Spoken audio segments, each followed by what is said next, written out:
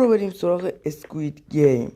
خیلی خوب، الان برای اولین بار میخوایم اسکوید گیم بازی کنیم، بریم ببینیم چه خبر. او مای گاد، الان مثلا شب روزی چیزی. خیلی خوب، به صورت رندوم یه دونه از اینا رو فشار میدیم به یه بازی. او فکر کنم اینو باید بزنم دیگه، نه؟ او اولین بازی، عجب چیزیه.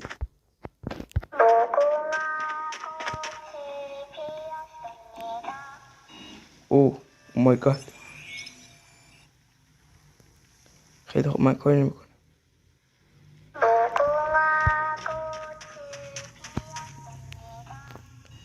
او مای گاد، خیلی استرس داره حاجی. این هر لحظه ممکنه به چلیک کنه. چه باگی خورده.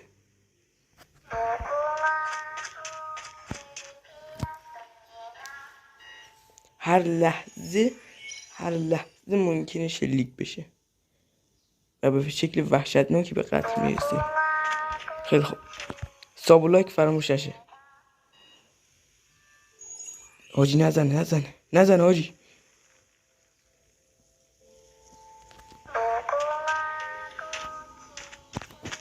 خیلی خوب، ریسک نمی کنیم. خدا این دیگه آخرش نزنه.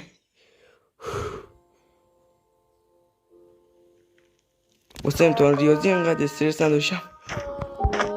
اوکی حاجی، اینم از اولین بازی.